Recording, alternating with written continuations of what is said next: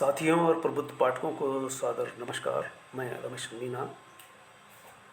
आज आप गांव के बारे में, परिवार के बारे में, ग्रामीण पृष्ठभूमि, दादाजी और दादी, ढाकरिया परिवार के अग्रणी पुरुष, परिवार के पूर्वज, परंपरा, संस्कृति और संस्कारों के भंडार होते हैं। दादाजी यानी दादाजी और दादाजी यानी पिताजी। गांव में कुछ शब्द वैसे ही नहीं बोले जाते या वैसे ही नहीं पुकारे जाते जैसे शहरों में या नगरों में। तो दोनों शहर और गांव का जो अंतर है ये समझ में आएगा। मैं माना कि गांव में मुश्किल से 10-15 साल रह सका और इसके बाद शहर दर शहर अंततः ज़िले में आकर के ठहर गया। बीच बीच में कभी कभार गांव जाना होता है। इसका मतलब यह है कि गांव जहन में रहता है, दिल और दिमाग में रहता है। और ये दोनों शख्सियत विभूतियाँ मेरे जहन में आज भी है। रह रह करके सपनों में नमूदर हो जाते हैं। दादाजी साफे में है और पिताजी साफे के बिना है। ये कहानी कोई 40-45 साल पहले अगर पीछे जाऊं तो पिताजी को भी मैंने साफे में देखा। शायद उस समय हर युवा साफा पहनता था, लेकिन न जाने क्यों और किस कारण से कि पिताजी के सिर से साफा उतर गया। रंगीन साफा था, दादाजी के सफ़ेद, यानी पटेल जिसे कहते हैं। वो पटेल मैं अपने दादाजी के रूप में, और साफा पहनने के पीछे भी एक रूढ़ परंपरा होती है, रीति रिवाज होता है। तो दादाजी की बात करें इससे पहले हम ये समझ जाएं, इनके बारे में बात करने का मतलब ये है कि 4-5 दशक पहले के ग्रामीण समाज, पारिवारिक संरचना और उस समय के आचार व्यवहार का अंदाज़ा लगा सकते हैं। आज भी हम अगर गांव में जाएंगे तो गांव शहर से भिन्न नज़र आएगा, लेकिन शहर की बहुत सारी चीज़ें गांव में चली गई हैं। तब गांव और शहर में रात और दिन का अंतर समझ सकते हैं। गांव का मतलब पूरी तरह से प्रकृति पर आश्रित, प्रकृति पर आधारित, प्राकृतिक जीवन जीने वाले वे लोग। गांव के अपने रंग ढंग और अनूठे कुछ रिवाज होते हैं।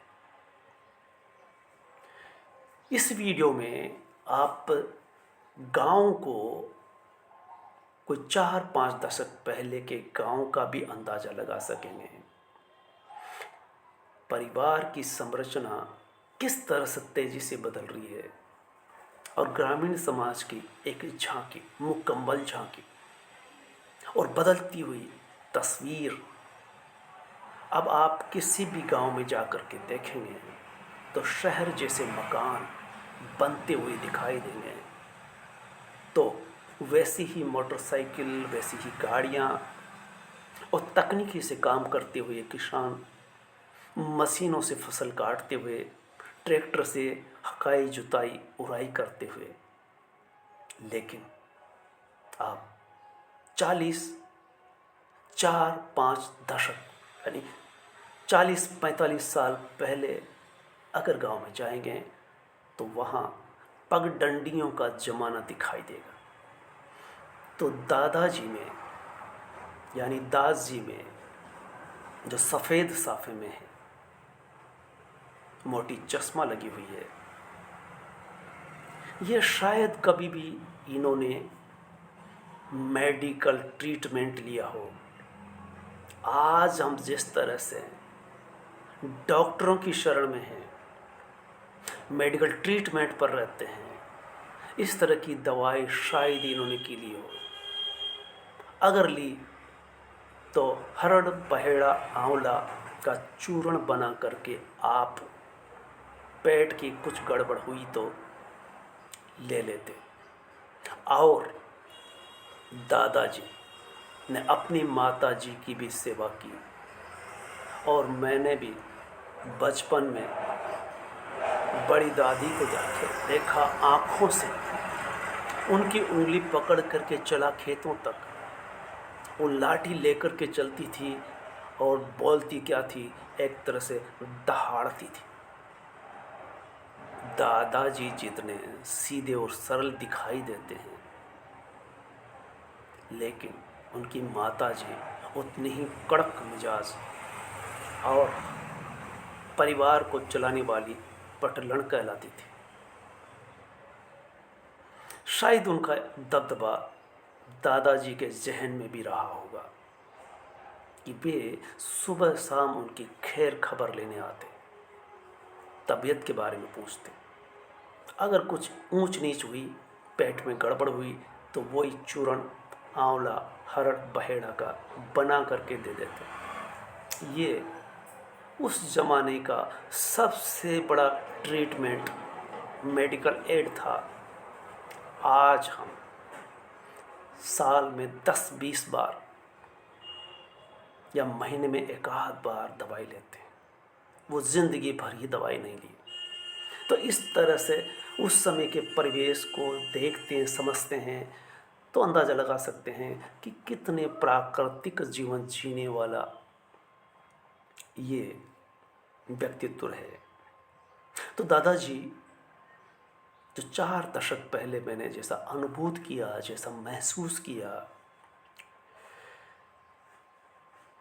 पुरानी पीढ़ी का संयम, संतोष और कड़ी मेहनत, आप अगर उनको समझें तो कह सकते हैं कि सादा जीवन, उच्च विचार के धनी रहे दादाजी। सादा जीवन और आधुनिक किसानी के अग्रणी रहे पिताजी। दादाजी पर आपने संस्मरण सुना होगा, मैंने लिखा है और वीडियो पर बोला भी है। और पिताजी पर एक कहानी वसीयत नाम से जो कहानी संग्रह में लिखी हुई है, इसका मतलब यह है कि मैंने दोनों शख्सियतों को कलमबद्ध किया कहानी संस्मरण में।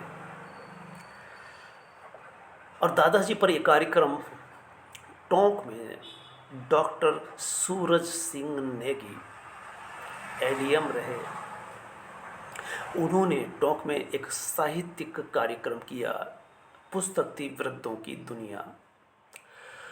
जब उस पर बात हो रही थी, चर्चा की जा रही थी, मेरे बोलने का अवसर आया, तो मैंने दादाजी का जीवन की एक झांकी प्रस्तुत की, जिसे सुन करके वहाँ के लोगों ने तालियां बजाई और अंदाज़ा लगाया। और उसका एक प्रकरण, एक उदाहरण तो जीता जागता है, उसे मैं पुनः सुनाई देता हूँ कि मैं अपने महाविद्यालय में, परीक्षा का समय था, 3 घंटे परीक्षा होती है। उस समय डॉक्टर लोकेश कुमार जैन, चित्रकला के विशेषज्ञ, उनसे बात ही बात में मैं कह रहा था कि गांव में कल तक, यानी दादाजी जैसे लोग, जो अपने पास जो होता उसको दूसरों के लिए, मांगने वालों के लिए, या मर्जी से दान देने के लिए, या अपनी बनी बनाए खेती बाड़ी, घर आदि का भी दान कर सकते थे। आपने अपने घर को धर्मशाला में तब्दील कर दिया। कबीरपंथियों के लिए धर्मशाला बनाई। नहर बह रही है, उस पे लोगों को नहाने के लिए सुविधा मिले, महिलाओं के लिए, तो एक घाट बनवाया। और कुएं बावड़ियों का चलन था, तो एक कुएं भी खुदवाई। और वृंदावन में एक धर्मशाला निर्माण हो रही थी, तो उसमें एक कमरा भी बनाया। ये 4 उदाहरण। और 5वां उदाहरण कि जब भी कबीरपंथी आते तो 8-10 दिन या 15 दिन जरूर ठहरते। तब आप उन 10-12-15 कबीरपंथियों का खाना पीना, रहना, नहाना धोना, सारा कुछ अपने बल पर करते। और एक दिन जब भंडारा दिया जाता तो सत्संग में जितने भी लोग आते, परिवार के और कबीरपंथी सब मिला करके एक भंडारा दिया जाता। उस भोज का भी मैंने पान किया।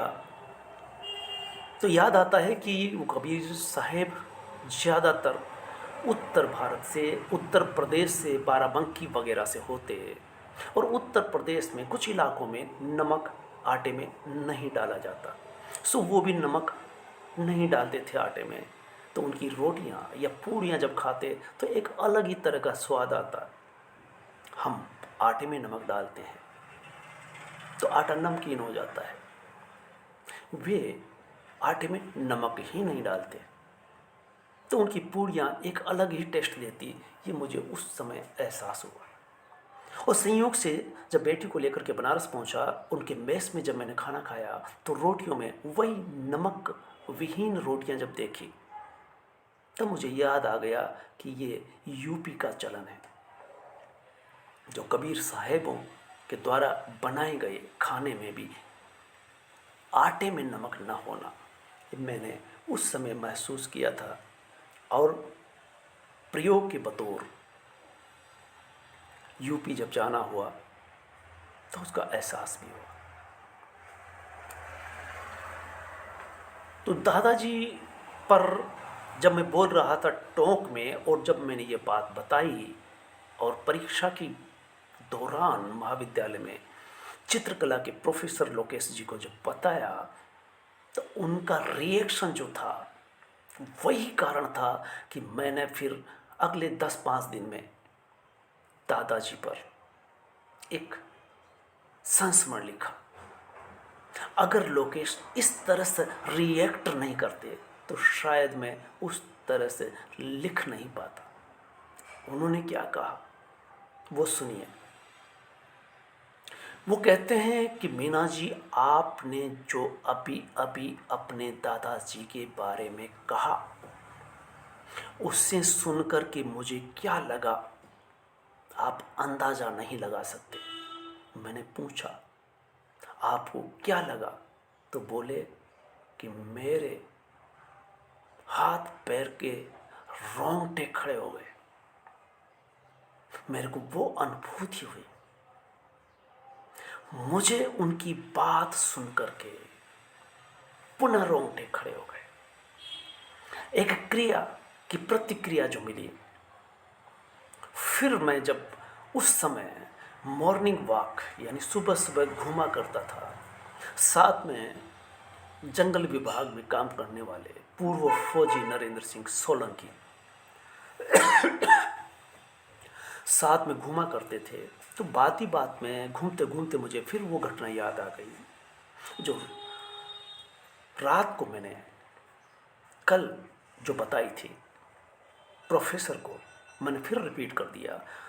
तो नरेंद्र सिंह को जब रिपीट किया दूसरी बार, तीसरी बार मैंने कलम उठा करके कागज पर उतारा। और यही कारण है कि आज से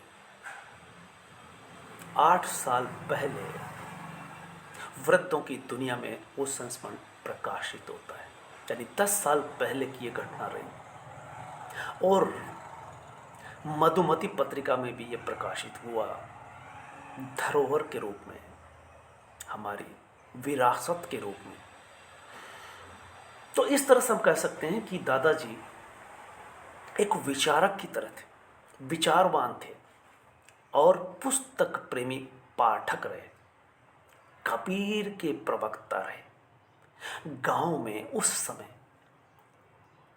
कबीरमय माहौल बनाने में आप अकेले नहीं थे, आपके और संगी साथी भी थे।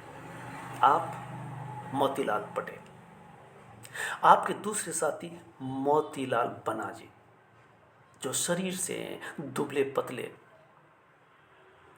और आपके साथ उठते बैठते सत्संग करते। इनकी तरह बाहर उतने नहीं घूमते क्योंकि उनकी तबीयत नासाज रहती, सांस फूलती थी और कई बार वो कह देते थे कि सांस आज ज़्यादा ही फूल रही है। ये मैंने भी महसूस किया कि वो घर से 4 घर दूर से चल कर के आते और आते ही थोड़ी देर राहत की सांस लेते। वो 2-4 मिनट बोलते नहीं थे, सांस भर जाती। जब उनको थोड़ी राहत मिलती तब वो कुछ शब्द बोलते।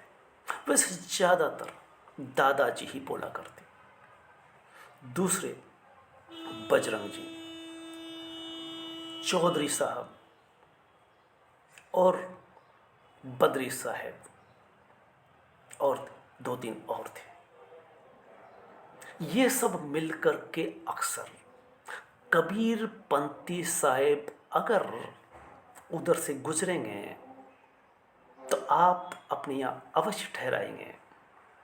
ये 4-5 नाम जो मैंने लिए, ये बाकायदा प्रतिदिन हाजिरी देंगे और इसके अलावा छुटपुट अन्य लोग भी बैठक में सत्संग में आते और बैठते। शायद यही कारण है कि मैं कबीर दास को उस तरह से सामान्य कवि की तरह नहीं ले सका, इसलिए कि शायद वो संस्कार जो दादाजी ने कबीर पंथी साहेबों को बुला करके घर पर ठहराया, बचपन में मैंने उन्हें सुना प्रार्थना करते हुए, गीत गाते हुए, भजन गाते हुए और कबीर साहब के बारे में कुछ कहते। लेकिन जब पाठ्यक्रम में कबीर को पढ़ा सुना तो उनका कर्मकांड, अंधविश्वास के खिलाफ जिस तरह से आवाज़ उठाना और आप भी कुछ उसी के प्रतिरूप होकर के गांव में रहे। आप मंदिर में भी बैठते तो रामायण रामचरितमानस पे भले ही बात करते हो, लेकिन उनकी क्रिटिक, आलोचनात्मक, समीक्षात्मक तुलसीदास की चौपाइयों के आधार पर, राम के चरित्र के आधार पर, और लोग रामचरितमानस को या राम को कितना समझते हैं, इस पर वो उस तरह से विचार विमर्श करते जिस तरह से महाविद्यालय के प्रोफेसर भी आए बगाए कभी कभार इस तरह से बात कर पाते हों। यही कहें कि नौकरी पेशा रहे अन्य विभाग के लोगों की तरह महाविद्यालय के प्रोफेसर भी नौकरी महज करते हैं, लेकिन कबीर या तुलसीदास पर बात करते हैं, या सेमिनारों में जब जाते हैं तो रात भर लिखा हुआ लेख पढ़ कर के आ जाते हैं, लेकिन कभी ठहर करके बैठ करके इस तरह से चर्चा नहीं कर पाते जिस तरह से आप गांव में रह करके दिन भर दोपहर में आप चबूतरे पर बैठ करके पारख प्रकाश पढ़ते या बीजक पढ़ते, कबीर की साखियाँ शब्द पढ़ते, और जब 2-4 लोग होते तब आप विचार विमर्श करते। और यही बात नहीं ठहरती, बल्कि अगर मेहमानी में जाना पड़ा तो मेहमानी का नज़ारा भी ये देखिए कि पच्चीपुड़ा पास में गांव, उस वक़्त के पटेल, शादी होती तो 2 दिन पहले आपको बुलवा लेते। तो मैंने 2-3 गाँव में आपको इस तरह से शादी से पूर्व 2 या 3 दिन पहले वहाँ गाड़ी आती, आपको बिठा करके ले जाया जाता, और जब मैं पैदल पैदल उस गांव में पहुंचता तो दादाजी वहाँ चबूतरे पर बैठे हुए दिखाई देते। या कई बार आपके साथ पैदल पैदल पगडंडियाँ पार करके दूसरे गांव में रसोई खाने के लिए जो 5, 7, 8 किलोमीटर दूरी पर होते। 3, 4 बजे निकलते, 4:30 बजे खाना खा के वापस अंधेरा होने से पहले घर लौट आते।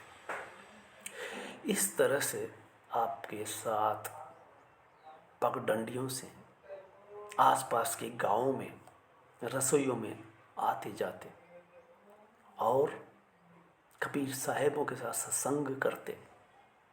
आपको मैंने आंखों से देखा, कानों से सुना।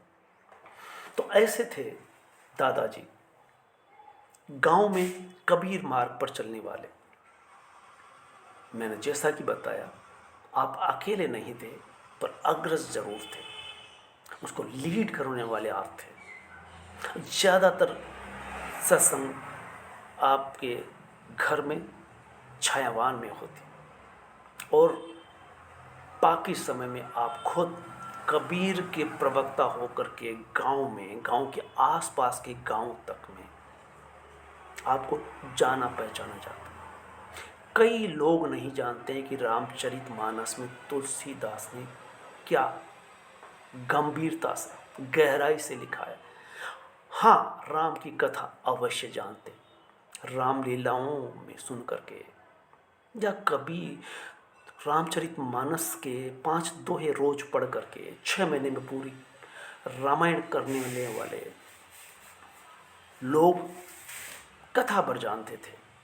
तो कुछ लोग छेड़ दिया करते थे कि भाई मोतीलाल पटेल बैठे हुए हैं, और कुछ सुर्रा छोड़ देते और फिर वो लगातार अपनी बात कहते, आत्मा परमात्मा।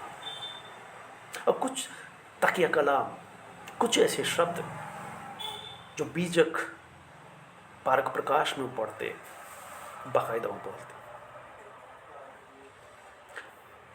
मैंने ये कभी नहीं देखा कि बहस इस कदर हुई हो जिसमें बराबरी पर बात उतरी हो, क्योंकि वो राम के चरित्र पर, राम कथा पर तो बोल सकते थे, लेकिन कबीर पर वो नहीं बोल पाते। इतना जरूर मानते थे कि ये मंदिर पूजा पाठ को नहीं मानते, ईश्वर को नहीं मानते, और इस रूप में वो निरीश्वरवादी के रूप, निर्गुणवादी के रूप में अपनी पहचान बनाते। तो दादाजी और पिताजी में क्या फर्क रहा? सादगी दोनों की एक जैसी रही, लेकिन एक कोना जो दादाजी का रहा कि आप स्वतंत्र होकर के जिए। आपने 7 बीघा जमीन अपने पास रखी और वो कबीर साहिबों पर खर्च करते। इसमें बेटों से, 3 बेटे होते हुए कभी किसी से पैसा मांगने की उनको ज़रूरत नहीं पड़ी। इस अर्थ में यूँ कह सकते हैं कि आज के दौर में जब वृद्धाश्रम बन रहे हैं जिला लेवल पर, नौकरी पेशा लोग अपने माँ बाप को वृद्धाश्रम में छोड़ आते हैं, या नौकरी करने के बहाने दूसरे शहरों में या दूसरे देशों में चले गए, पीछे माँ बाप रह गए, वो अकेले कैसे रहे, तो वृद्धाश्रम पहुंच जाते। आप अपने घर में, अपने घर को धर्मशाला बनाते हैं और कबीर साहिब वहाँ आते हैं। माना कि कई बार बेटों ने सगुणवादी होने के कारण निर्गुण पंथ पर चलते हुए संतों को सपोर्ट करने के बजाय मूक हो जाते, लेकिन विरोध इसलिए नहीं कर पाते कि उनके हाथ में कमान थी, जितना चाहे वो खर्च करे, जिस पे चाहे खर्च करे, जो चाहे बनाए। इतनी आज़ादी मैंने दादाजी में देखी। पिताजी की सादगी और विचार दादाजी से पिताजी में आए, बेशक जीते जी वो कबीर साहिब के पक्ष में उस कदर नहीं हुए, लेकिन उनके जाने के बाद कबीर साहिब तो आने जाने का, उनके आओ भगत करने का बीड़ा आपने उठाया। और अगर पीछे जाएं तो पता चलेगा कि आप एक सक्षम, मजबूत, मेहनती किसान के रूप में रहे। जिस ज़माने में टेक्नोलॉजी भी गाँव में नहीं थी, बैल, हड़ कूली से काम होता था, उस वक़्त जब मैं मुश्किल से दूसरी तीसरी में पढ़ता था, तब आप ट्रैक्टर ले आने की बात करते हैं। पूरे घर परिवार की ज़मीन भूमि विकास बैंक में गिरवी रख करके ट्रैक्टर, फोर्ड ट्रैक्टर ले आते और नई टेक्नोलॉजी से आप खेती बाड़ी करने लगते। उसी समय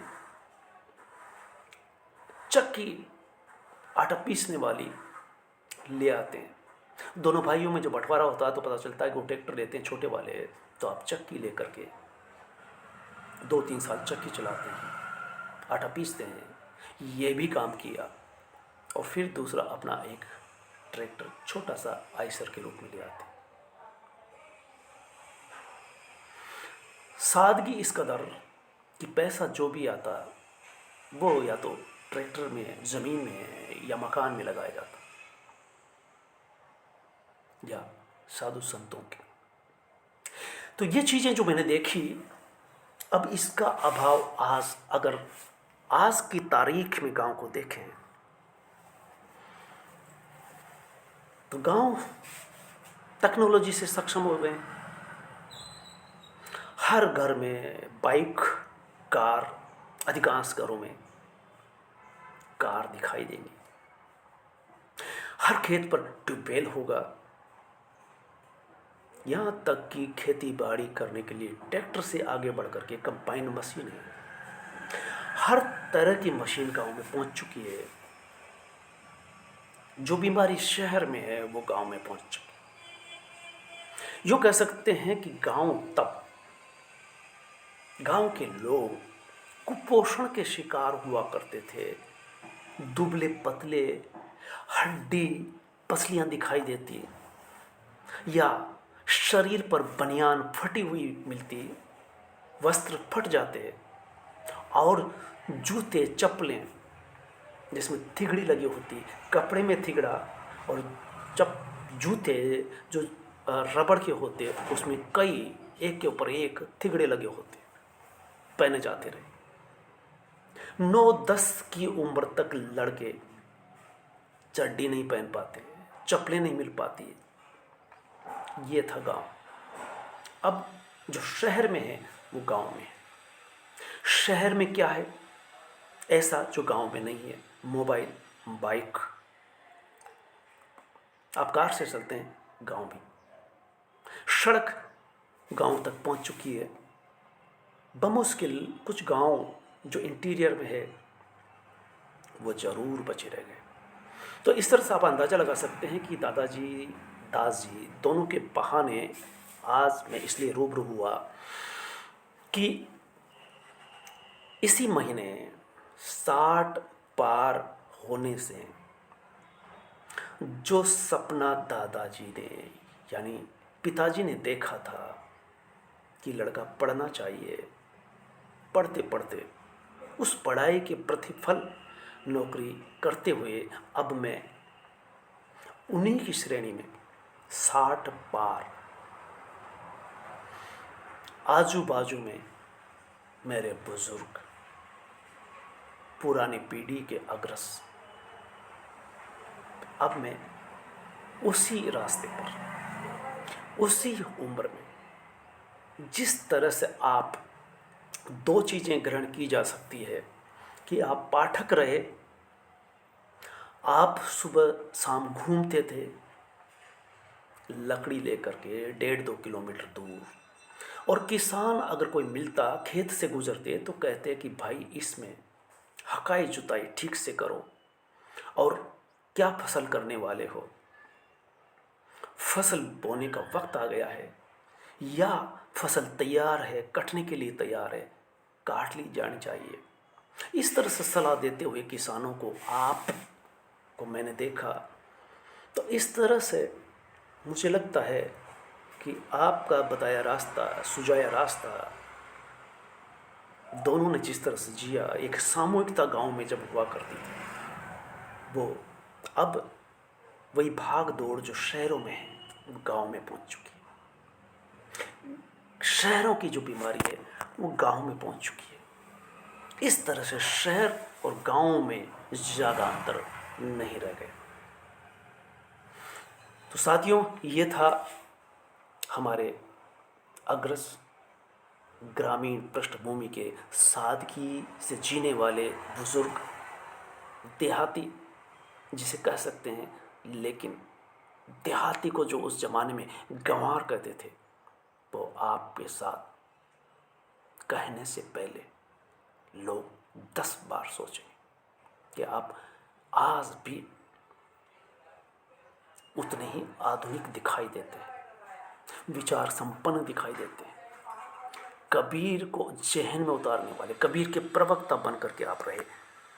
साथियों, धन्यवाद।